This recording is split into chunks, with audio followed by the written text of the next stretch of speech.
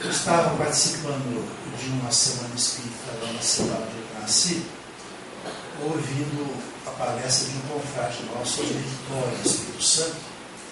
Ele começou a palestra fazendo a seguinte pergunta: das aflições, das dificuldades, das vicissitudes que acontecem com a gente, qual é o maior número? Aquelas causadas em vidas anteriores ou as aflições decorrentes da própria existência atual?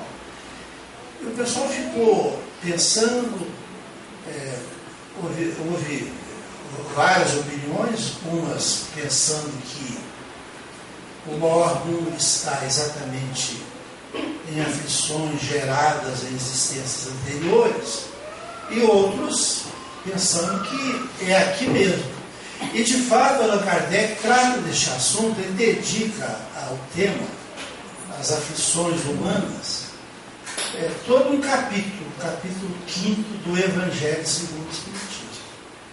E ali ele faz um estudo, parece que é o capítulo mais extenso do livro, e de fato ele diz que se nós formos examinar aquilo que nos acontece no setor das vicissitudes, das aflições, dos problemas, a gente verá que na maior parte a causa está naquilo que ocorreu nessa existência. Ele enumera alguns casos. A moça, por exemplo, casa por interesse, porque o rapaz é de família abastada, ela não ama, né? Portanto ela se casa com essa motivação, e depois ele é infeliz, né? É evidente, ela não será feliz, porque as ilusões passam, né? E a realidade logo se apresenta. O pai que não cuida do filho, não educa, não se interessa por esse papel tão importante da educação dos filhos, e depois ele vê aquele menino que ele tanto amava se transformar num homem difícil, um homem rancoroso, um mau filho, desses que até maltratam os pais. É uma coisa que é muito comum, não é só na periferia, não. Eu moro do lado de uma casa em que esse fato ocorria com frequência. O filho se envolveu com drogas, não trabalhava, e diariamente batia ou no pai ou na mãe. Né? Mas há as aflições decorrentes do passado. Elas são em menor número, mas em todos os casos, ensina o Espiritismo, nós somos os causadores. O destino nosso é construção própria. Né? Tudo que nos acontece de ruim, né, e também de bom, está ligado ao nosso comportamento, à nossa atitude. Kardec relaciona nesse capítulo alguns casos, óbvios, por sinal. A criança que nasce paralítica, cega, com AIDS, com câncer. O câncer infantil é muito mais comum do que a gente pensa. Certa ocasião eu fui acompanhar um neto internado no maior hospital de Curitiba, hospital infantil, e ali eu vi a ala do câncer em criança, uma coisa impressionante. Nós temos um confrade que é médico neste hospital, ele é pediatra especializado nessa doença. Ele dizia: estou a caso de câncer de estômago de bebê de 4 meses. Ninguém consegue explicar. Então a criança nasce cega, paralítica, doente. Mas de quê? Ela nem viveu, ela está acabando de vir à luz. Então são fatos geralmente ligados ao passado. Na questão da responsabilidade individual, tudo está ligado a um atributo que o Espiritismo assegura ser apanágio, uma conquista do ser humano, que é o livre-arbítrio. O livre-arbítrio nos animais ele é muito relativo, né? É praticamente ligado à manutenção, à luta pela alimentação, pela vida. Não passa disso. No ser humano, não. O livre-arbítrio, ele vai crescendo com a evolução da criatura. De modo que quanto mais adiantada for, né, maior liberdade de escolha. Livre-arbítrio, para quem não sabe, consiste na faculdade de a gente ter de escolher o que fazer. Né? Vou fazer ou não vou fazer? Essa liberdade de escolha, né, é uma conquista do espírito, do ser humano. Falando no assunto do livre-arbítrio, Kardec faz um estudo muito interessante no Livro dos Espíritos, em que ele mostra as duas situações bem definidas nas quais a gente exercita esse direito, né? Exerce o direito da escolha. Então diz Kardec, desse jeito que eu vou dizer, que quando a gente está desencarnado, o livre-arbítrio se manifesta na escolha da próxima existência, na escolha da natureza das provas. Então a pessoa geralmente, e aí entram alguns aspectos, aqueles temas principais da criatura humana, a questão da profissão, da família. Muitas famílias são organizadas já quando todos estão na vida espiritual. Né? Então o casal ele decide voltar, né? E convida aqueles espíritos que ele entende, que o casal entende, sejam importantes, não só para o casal. Muitos filhos vêm com esse objetivo de ajudar o casal na tarefa, mas os espíritos precisam ser ajudados, né? E aí que vem a questão na formação da família de alguns filhos difíceis, que a pessoa deve entender que o pai e a mãe ou convidaram, né, com algum objetivo. A gente não lembra, graças a Deus, porque se nós nos lembrassemos seria uma tragédia, né, viver neste planeta. Seria mais um problema que nós deveríamos ter de enfrentar, né, se nós nos lembrássemos de tantas bobagens que cometemos no passado. Então, estando desencarnado, o livre-arbítrio consiste nessa escolha, nessa programação. Aliás, o tema programação reencarnatória tem sido muito lembrado nas palestras espíritas. Fala-se muito. Era uma expressão que antigamente eu nunca tinha ouvido. Lá em Minas Gerais, onde eu morei até os 18 anos, eu nunca ouvi essa expressão. Né? Dos anos para cá fala-se muito, lembrando que neste momento decidem-se os aspectos principais da futura encarnação de uma pessoa. Quando está encarnado, em que consiste o livre-arbítrio? Então, diz Kardec. Aí é a faculdade de ceder ou resistir aos arrastamentos a que nós voluntariamente nos submetemos. Na escolha das provas, por exemplo, há uma questão sobre por que uma pessoa escolhe para ter uma vida difícil. Né? Lá, no livro dos Espíritos, essa questão é bem elucidada. Né? Ele escolhe porque geralmente já fracassou na outra experiência, né?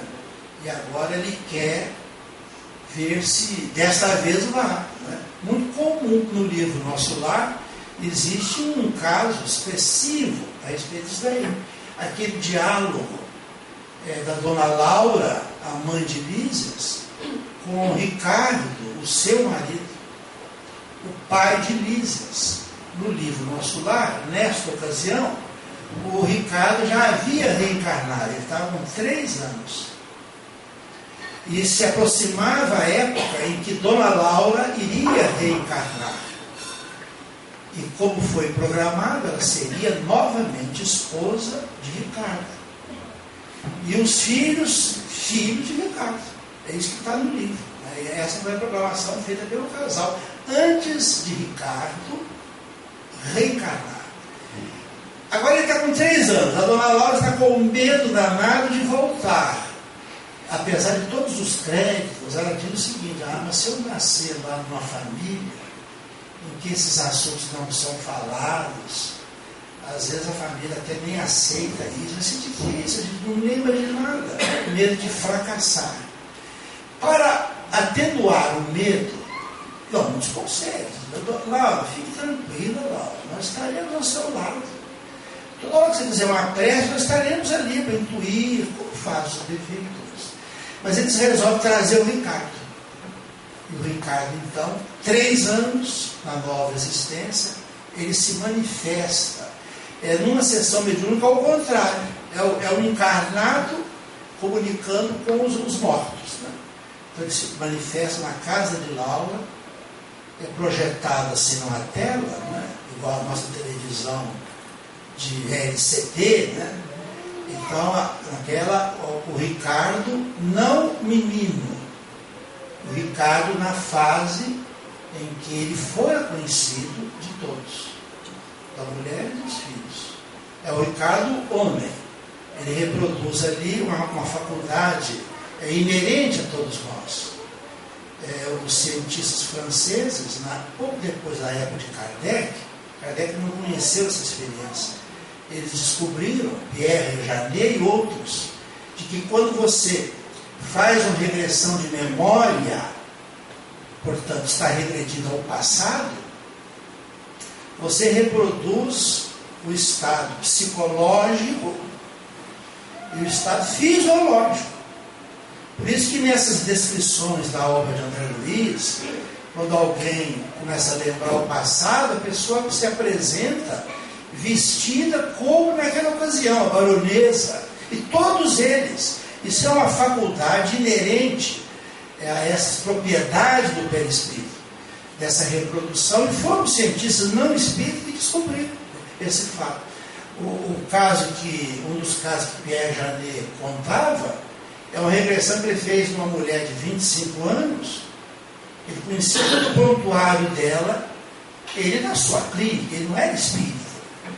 Feita a regressão, quando ela estava na idade de 5 anos, ele fala assim: agora pega essa caneta. Deu a caneta para ela, na fase de 5 anos. Escreva o que eu vou dizer. Ele citou uma frase. Aí a Helena, que é o sujeito da experiência, disse: eu não posso escrever, eu tenho a minha mão paralisada, porque aquela mulher tivera realmente, naquela idade, uma paralisia que a impedia de escrever. Ele sabia disso. Então reproduz o estado fisiológico e o psicológico. Então, no caso, no processo da formação da família, né, todas essas situações são lembradas, e ali se manifestou na comunicação do Ricardo. Aí o Ricardo, então, lá naquela idade de adulto, né, ele fala da nova experiência que ele estava vivenciando, ele menciona a programação que foi feita, né, a volta da Laura como esposa, a volta do Lísias, das irmãs, todos serão filhos. Quando ele se despede, aí vem, os filhos choram na despedida do pai, embora seja uma despedida momentânea, ele vai voltar lá ao corpo, né? Aí uma das filhas fala assim: pai, o que o senhor quer que a gente faça aqui para que tudo dê certo? E ele diz uma coisa fantástica. Além das orações, ele diz assim: filha, peça a Jesus para que eu nunca tenha facilidades na vida. Só isso que eu peço. Porque foram as facilidades na vida que o levaram ao fracasso no passado. Terminando o estudo, então, Kardec diz: estamos agora reencarnados, nós temos a faculdade de ceder ou resistir. Há pessoas que não se conformam com a vida que têm. Acusam a providência, diz que Deus não existe, que Deus não gosta de mim, porque acham que é muito difícil, né, a luta que enfrentam. Outros já aceitam, né, os arrastamentos para o crime, para o mal feito. Há pessoas que conseguem resistir, outros não conseguem, fracassam.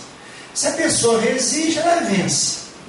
Se a pessoa não resiste, ela fracassa, vai ter de voltar. Isso que Allan Kardec escreveu no Livro dos Espíritos, no item 872. E ele complementa que cabe à educação ajudar nesse propósito. Ele faz alusão a uma tarefa que se apresenta essencial na vida de todos nós, que é a infância, a educação desde o berço.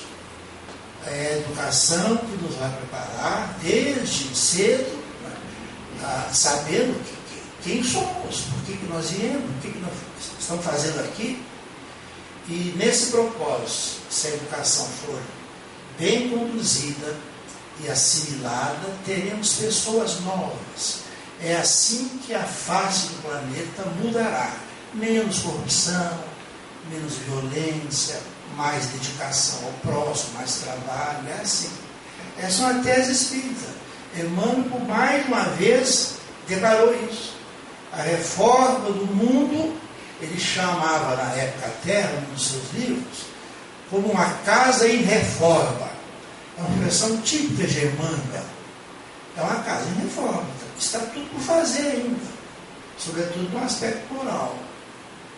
E cabe à educação, né, conduzir esse trabalho. E é por isso que existe a infância. A infância, diz o Espiritismo, existe em todos os planetas.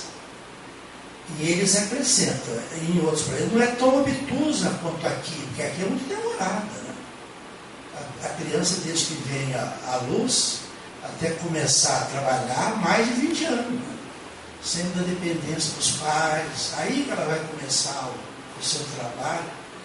Então, Emmanuel chamava atenção para a importância da educação, e referindo-se à infância, ele usa uma imagem muito interessante, fala da infância, da velhice e da juventude. Ele diz assim que a juventude, diz Emmanuel, é como a saída de um barco para uma longa viagem. A velhice é a chegada ao porto. Terminou a viagem. E a infância é a preparação.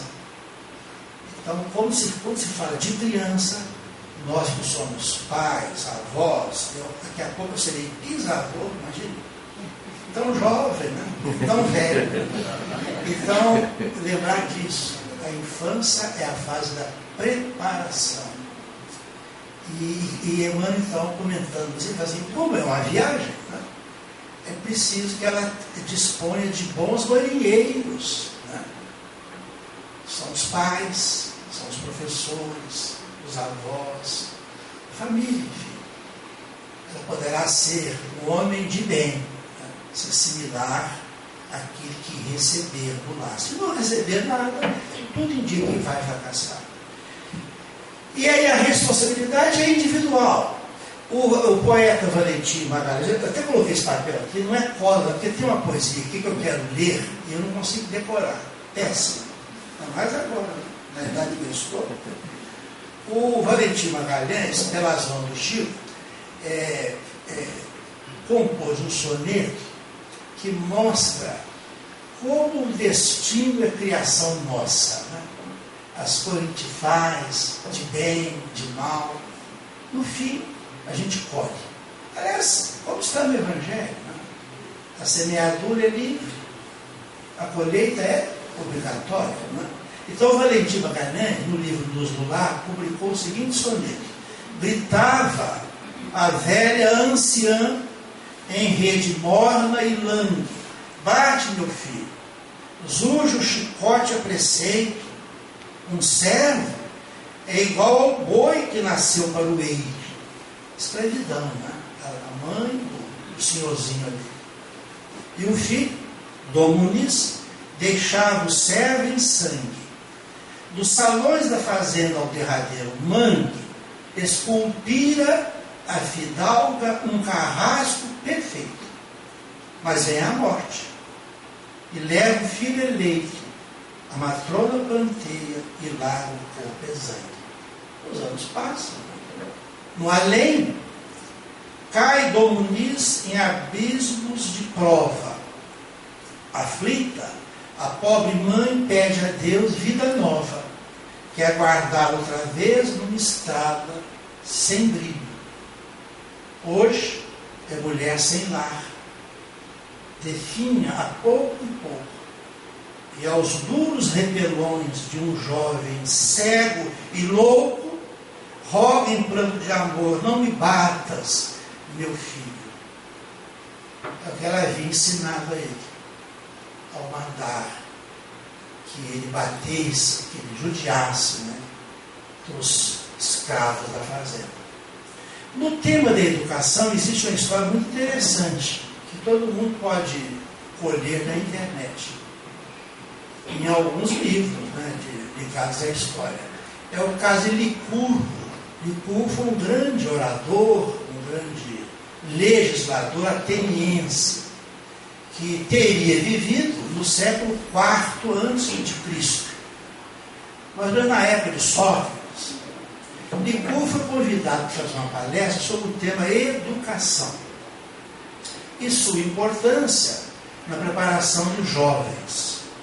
Para a surpresa geral, ele aceitou o convite, mas pediu prazo. Alguns dizem que ele pediu 3 meses, outros 6 meses, não importa. Foi uma estranheza geral, porque Licurgo era conhecido, ele poderia falar sobre Cicero a qualquer momento, não precisava preparar nenhum. Ele tinha preparo próprio, mas ele pediu prazo e o prazo foi dado. Chegou o dia, academia lotada, todo mundo foi ouvir o grande orador. E ele entrou com 2 gaiolas, um criado com uma gaiola, outro criado com outra gaiola. Aí é um sinal convencional, ele postado na tribuna, um dos criados abre a primeira gaiola e sai uma lebre.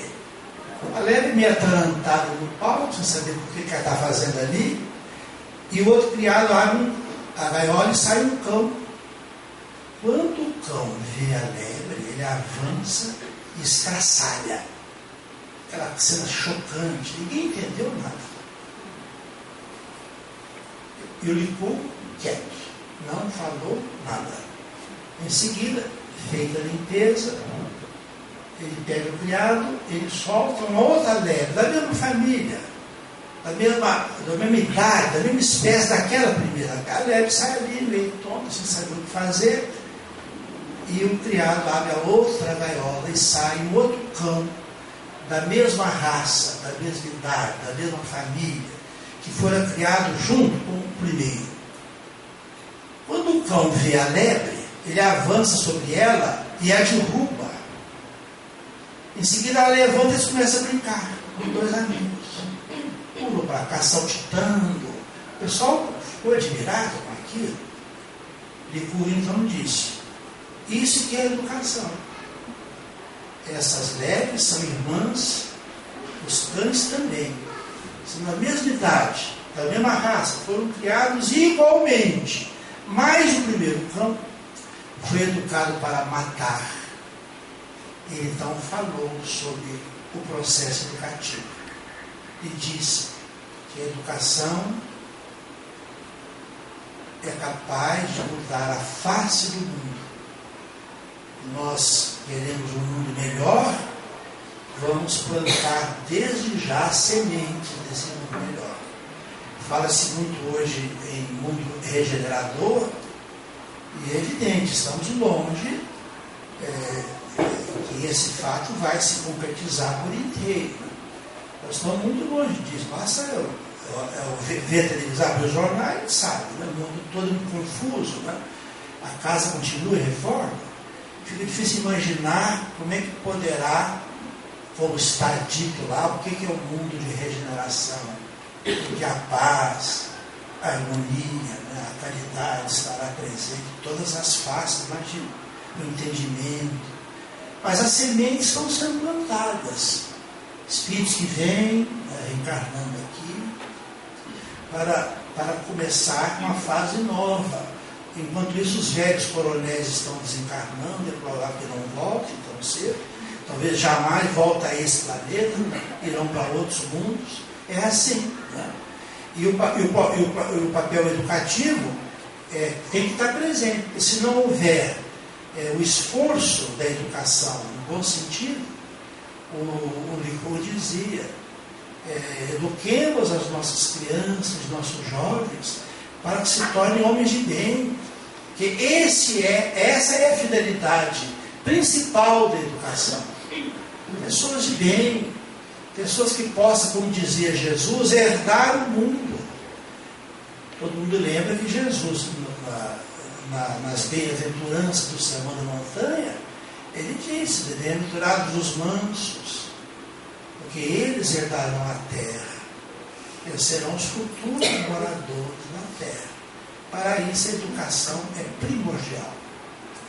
Eu quero encerrar essa palestra narrando um fato que agora preocupa muito todos nós. Ao chegar aqui, esse assunto até foi levantado, a questão do aborto. Toda vez que o Brasil, para quem não sabe, eu vou dizer, o Brasil, pela lei brasileira, há 2 tipos de aborto que são permitidos. É o aborto, no caso em que a gestante sofre risco de morrer, se continuar a gestação, atestado pelos especialistas, então o aborto pode ser realizado sem problema. Ele é legal. Preserva-se a mãe, em detrimento da criança. Esse aborto o Espiritismo aceita também. É o único aborto do qual a doutrina espírita não faz reparos. O argumento da doutrina espírita é que preserva o ser que já existe, em detrimento do ser que ainda não existe. Ele está se formando, embora seja um espírito, com ideias próprias. Tudo bem. É que esse espírito pode voltar na próxima, até por meio daquela mulher. Então preserva essa pessoa, ela bateu os filhos também. Ela fará mais falta à sociedade, à família, do que aquele bebê. O outro tipo de aborto que a lei brasileira permite é o aborto em decorrência de estupro. Então, neste caso, comprovado o estupro, tudo bem, a lei não faz objeção.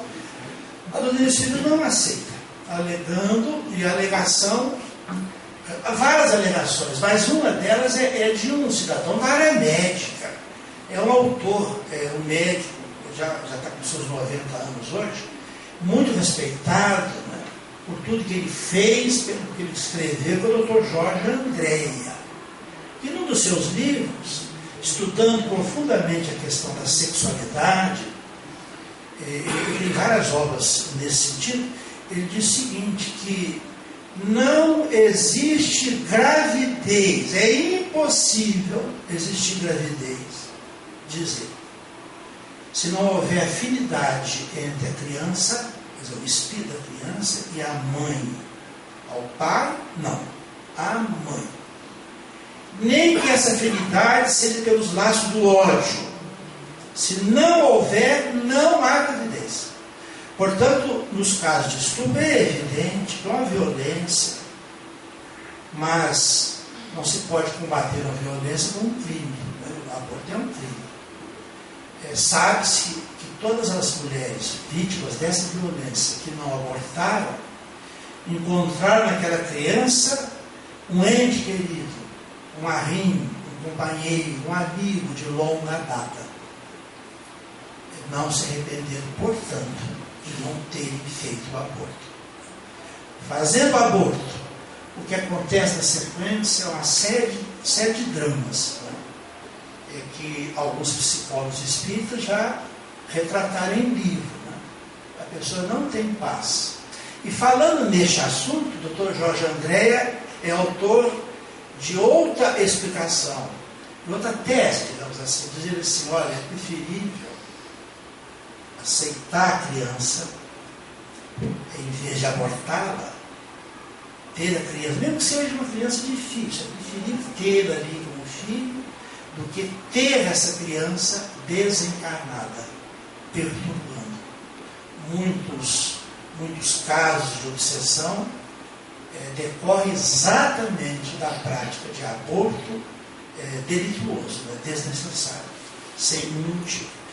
O terceiro tipo de aborto que no Brasil é permitido, não pela lei, mas pela justiça, e com apoio também da área médica, é o aborto nos casos de anencefalia. Né? Os espiritistas também é contra, e aí Chico Xavier já dizia, né? Que as crianças chamadas anencéfalas, entenda bem, não é Deus sem cabeça, não, aí não chega nem a viver. Anencéfalo que há uma má formação cerebral e o cérebro não atinge a um percentual, né, acima do qual ele registra o que se chama anencefalia, né, ou semiencéfalo. Ele tem parcialmente formado, é evidente, terá muitas limitações, muitas talvez morram já no parto, outras vivem pouco tempo, né? Já experimentam até alguns anos, mas na verdade são crianças com muitas limitações. Chico Xavier, respondendo a uma questão, ele diz assim: pois é, mas é que esses espíritos já estavam assim no plano espiritual. Muitos são casos de suicídio. A pessoa dá um tiro na cabeça, destrói a cabeça e provoca uma lesão no perispírito, no corpo espiritual. Como o ato é decorrente de um suicídio, a lei não permite que elas sejam operadas, que sofram uma cirurgia no plano espiritual. Se fosse uma pessoa que levasse um tiro de alguém, uma bala perdida, sim, seria levado tranquilo, seria reparada a lesão. Nesse caso, não. Ela necessitará, aí diz Emmanuel, no livro Chico Xavier, em Goiânia, vocês encontram essa mensagem de Emmanuel. O Chico respondendo, o Emmanuel está me dizendo que quando a pessoa dá um tiro na cabeça, essa pessoa necessitará de 2 ou mais encarnações para reparar o cérebro lesado. No caso, o cérebro perispiritual, o cérebro corpo espiritual. Então a pessoa vive no plano espiritual com muita dor, muito sofrimento. A reencarnação que alguém consegue fornecer a essa pessoa é uma bênção. É a primeira cirurgia reparadora de graça, não custa nada. Depois pode ter uma segunda, uma terceira, 2 ou mais. Mas a justiça brasileira entende que neste caso pode fazer, não tem problema. Por que eu falei no assunto? Porque agora surge a questão da microcefalia, que é menos grave do que a anencefalia, mas agora é um problema sério. Né? Institutos internacionais, a própria Organização Mundial de Saúde, alertando para isso. Se possível, evitar a gravidez, não viajar para o país como o Brasil, e vários aqui na América do Sul. Né? É uma epidemia agora, né? E muito pânico. Né? Toda hora se fala disso na imprensa. A Associação Médica Espírita do Brasil já se manifestou, né, tentando acalmar. E este assunto, então, é evidente que suscitou uma nova campanha, né, no sentido de também estender aos casos de possível microcefalia, né, que a criança não nasceu ainda. Né. Os exames estão mostrando que vai ter algum problema, tudo bem, evitar que elas nasçam. Em Goiânia, um juiz já concedeu liminar, já se fez um aborto deste caso. No livro Obsessão dos Obsessão, estou encerrando e quero contar essa história. A Sueli Caldas, no capítulo 9 da terceira parte, ela cita que na sessão mediúnica manifestaram-se 3 entidades sobre esse tema, o aborto. A primeira entidade era um médico que se dedicou à prática do aborto, ele tinha uma clínica. Ele agora, depois de muito sofrimento, muita perturbação, muito remorso, ele estava arrependido. Ele se considerava culpado, um criminoso. Né? Ele tinha muita pena das pessoas, muitos faleceram, né? E os espíritos abortados. E era vítima de perseguição de muitos deles. Ele tinha vindo à sessão para receber ajuda, no sentido de o seu arrependimento ser considerado, ter uma nova oportunidade, reparar. E, ao mesmo tempo, uma proteção da perseguição insidiosa que ele sofreu. Segundo caso, foi uma mulher que morrera na mesa. de cirurgia. Ela fez o aborto numa clínica, o médico assegurou que tudo ia estar bem, problema nenhum, mas ela morreu. E ela perseguia o médico. Ela tinha um ódio pelo fato de não ter abortado, né? Não preocupação nenhuma com a criança, pelo fato de ela ter morrido. Totalmente perturbada, jurando vingança, foi acolhida. E em terceiro lugar, veio uma manifestação incrível de uma senhora que abortara o 6º filho. Muito pobre, 5 crianças, luta com dificuldade, ficou grávida. E você sabe o que acontece na periferia, as opiniões. Ah, não, você não tem condição de ter esse filho, você passa dificuldade, com os 5 que você tem, mal tem para comer, não. E ela fez o aborto. Está contando. Ao fazer o aborto, ela já saiu da clínica arrasada, com remorso. E a vida seguiu. Vida difícil, muitas dificuldades, e mais aquela carga. Por que eu fiz isso? Agora, no plano espiritual, depois de muito tempo, de uma doença prolongada, ela veio desencarnar. E agora, no plano espiritual, ela diz assim: todas as vezes em que o assunto aborto é cogitado, eu faço questão de ir para dizer às pessoas: não faço aborto. E como foi a história dela? E quando ela desencarnou, ela foi acolhida por um jovem que a tratava muito bem, que a chamava de mãe. Todo o tempo, toda a atenção, todo o carinho, todo o cuidado. E um dia, então, ela perguntou: por que você me chama de mãe? Os meus filhos estão ainda na terra. E ele disse: pois é, mãe, eu fui aquele que a senhora não deixou nascer. Era espírito amigo dela de longa data. Ele vinha, disse ele a ela, para ser o arrimo do lar. A sua vinda era para poder ajudá-la a criar os irmãos, porque é bom que todo mundo entenda. O arrimo nem sempre é o primogênito. Às vezes o arrimo é o caçula. Divaldo Contra, ele é de uma família de 13 irmãos, é o único que pode estudar. Dizer assim, se fosse nessa época, ela teria feito o aborto. Imagina, você está com um milhão de filhos, não pode ter. Um que estudou, um que conseguiu um emprego melhor. Né? Nós temos uma amiga aqui em Londrina, uma grande amiga, ela, uma pessoa de idade, era o marido muito doente, teve um derrame, gasta muito com remédio, a aposentadoria dos dois muito pequena. Ela disse: pastor, que me ajuda, meu filho caçula. Todo mês me manda um cheque,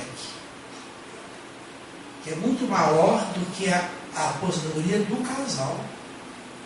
Graças a ele, a gente pode comer, comprar os remédios. Ele dizia: mãe, eu estava vindo para isso, a senhora não me deixou nascer. Ele havia perdoado pelo espírito de grande elevação e tal. Então a mulher termina a mensagem assim: digam a todos que o aborto é um crime. E o aborto pode ser uma porta que fechamos aos nossos melhores amigos. Que Deus nos abençoe a todos. Muita paz.